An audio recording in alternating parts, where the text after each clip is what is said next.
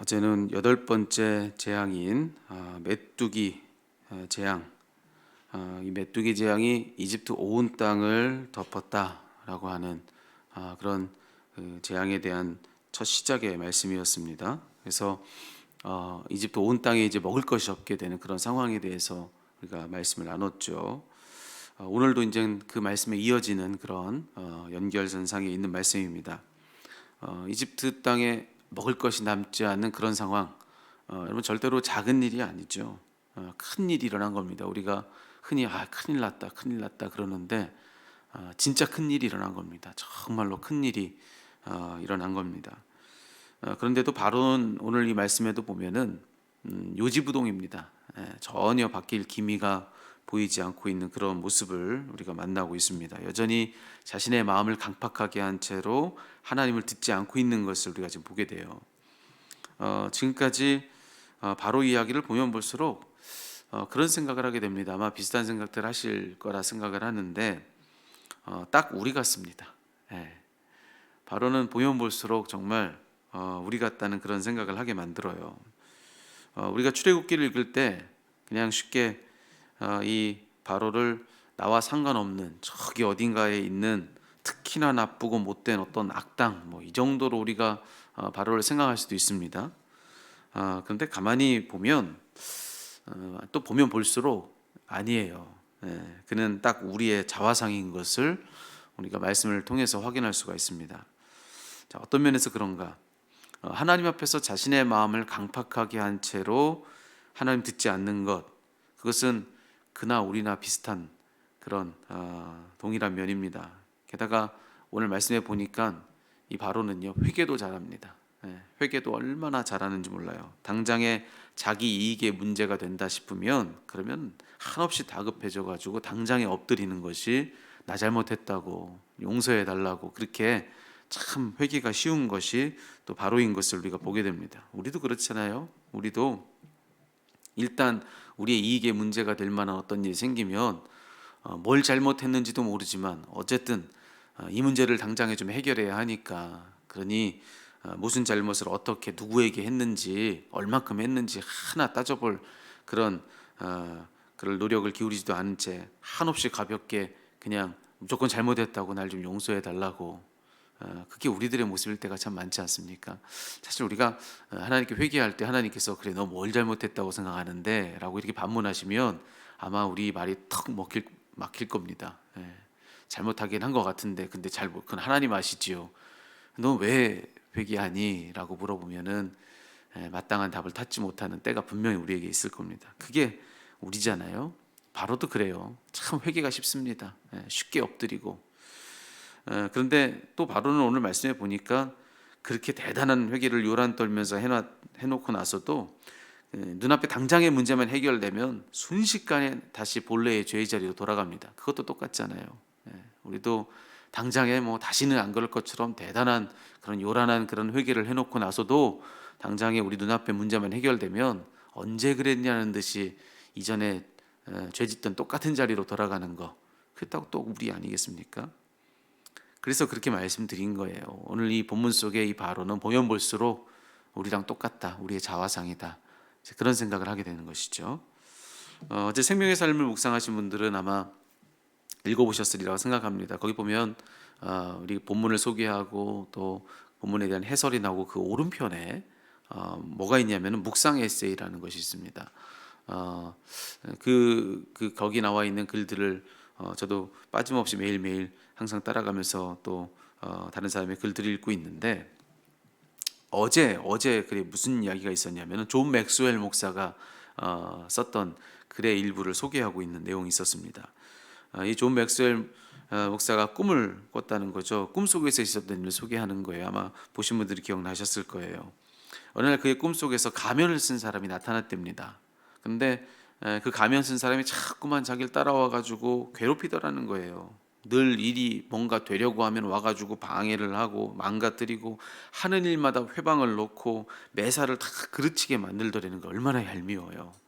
뭐만 되려고 하면 와가지고 주저앉히고 쓰러뜨리고, 그러니 얼마나 밉습니까? 너무 화가 나가지고 내가 한번 저하고 한번 끝장을 봐야겠다. 그러고선 붙들고선 씨름을 했다는 것이죠.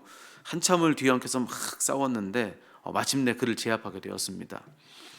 근데 무엇보다 그의 정체를 좀 알고 싶었던 거예요. 그래가지고 그의 배 위에 딱 올라타서는 가면을 벗기면서 이렇게 얘기했다는 거죠. 도대체 웬 놈이기에 내 인생을 이렇게 망가뜨리는 거야? 이러면서 가면을 확 잡아 뜯었는데, 여러분, 근데 그 가면 속 얼굴을 보는 순간에 그가 놀랄 수밖에 없었다는 것이죠.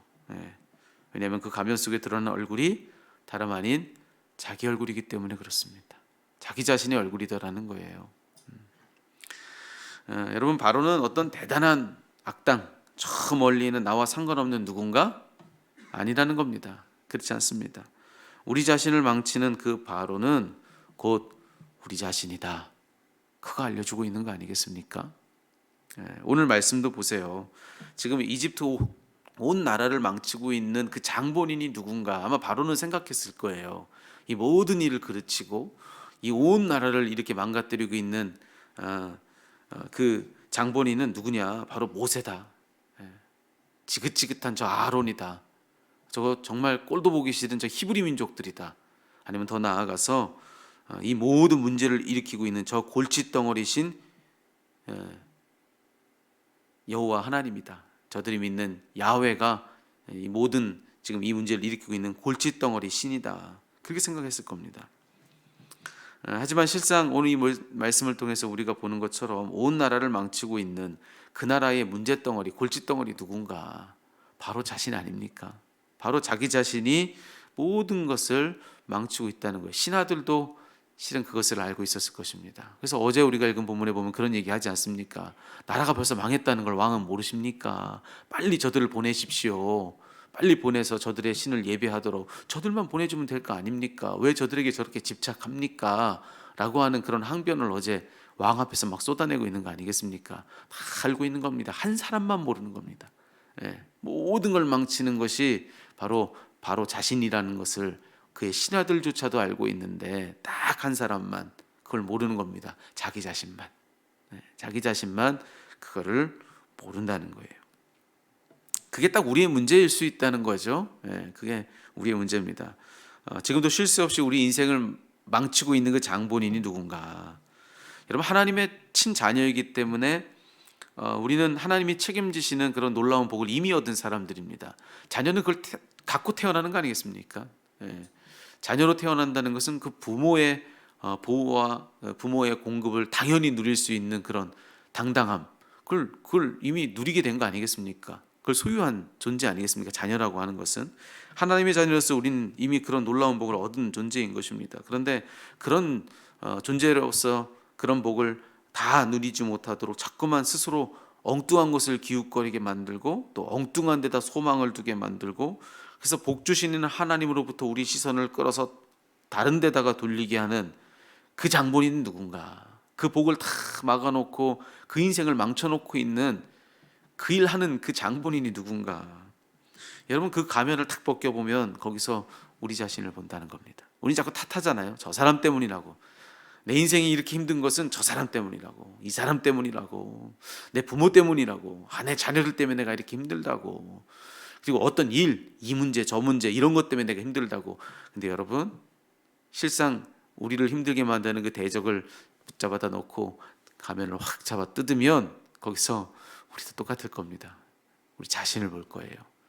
하나님이 우리에게 택정해 놓으신 그 복을 다 누리지 못하도록 자꾸 엉뚱한 대로 우리 인생을 끌고 가는 그 장본인이 바로 우리 자신이라는 것을 우리가 확인하게 된다는 것입니다.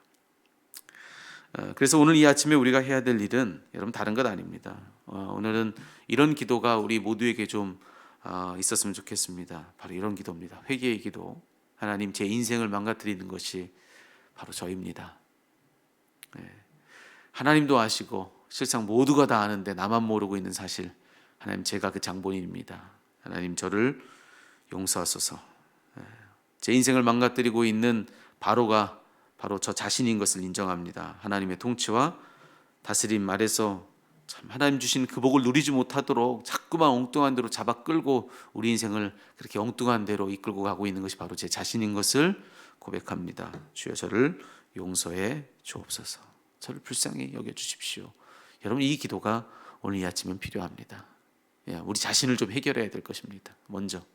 그래서 오늘 이 아침에는 다 우리가 하나님 주시는 복을 구하기 위해서 이 자리에 나온 거 아니겠습니까? 정말로 여러분 오해하지 마십시오. 기복주의는 잘못됐어요. 복이 하나님을 대신하는 건 잘못됐어요. 그런데 기복주의를 피하고 염려한다고 복 주시는 하나님을 붙들지 못하는 것은 기복주의가 문제인 것만큼 똑같이 문제입니다. 하나님 주시는 복이 필요한 사람들입니다. 우리 반드시 그분의 복을 구하며 살아가야 합니다. 하나님 아니고선 우리를 복되게 하실 분이 없는 거예요. 그러니 오늘 이 아침에 자신 있게 그분의 복을 구하고 그분의 복을 바라면서 우리가 기도하는 자리에 서야 하는데, 그 부분에 있어서 여러분 자신감을 잃으면 안 됩니다. 복을 구하는 기도를 하려고 하면은 자꾸 우리 속에서 끌어낼게요. 너 그렇게 자꾸 복만 구하면 되겠어? 근데 여러분 이게요, 어느 순간부터는 하나님의 성령께서 우리에게 주시는, 우리를 바로잡기 위한 소리일 수도 있어요. 근데 어느 순간부터는 그것이 하나님의 복을 누리지 못하다 우리를 엉뚱한 데로 잡아끄는 사단의 음성일 수도 있다는 것을 꼭 기억하십시오. 우리가 어디로 치우쳐 있느냐에 따라서 똑같은 음성은 누구의 음성이냐가 달라지는 그런 소리가 될 수 있다는 겁니다. 복을 구하세요. 여러분 꼭 하나님의 축복을 구하십시오. 우리 하나님의 복이 있어야 사는 사람들입니다. 그런데 하나님의 그 복을 구하는 데 있어서 우리 꼭 필요한 일은 무엇인가? 우리 안에 있는 우리 스스로가 우리를 복받지 못하도록 가로막고 있는 문제가 뭔가? 하나님이 우리를 복 주시지만 그 복을 스스로 막아놓은 게 뭔가? 이거 빨리 알아내야 되는 거 아니겠습니까? 내가 나를 막아놓고 하나님 왜 저를 복 주지 않으십니까? 여러분 다 알고 있는데 나만 모르는 겁니다. 내 문제인 겁니다. 혹시 그런 것이 있지 않은가 오늘 이 말씀 앞에서 돌아보십시오. 하나님, 제가 그런 바로입니다. 하나님 저를 용서해 주소서, 저를 불쌍히 여겨 주소서. 오늘 여러분 이 기도가 저와 여러분 가운데 있기를 바랍니다. 여러분 이 기도에서부터 하나님의 복된 역사는 또 시작되는 것입니다. 오늘 아침에 그런 내 자신을 좀 점검하시고 그렇게 하나님께 나를 내어 맡기고 엎드리는 그런 기도의 그런 소통의 일들이 오늘 또 회개일로 통하여서 그게 시작되기를 간절히 소망합니다.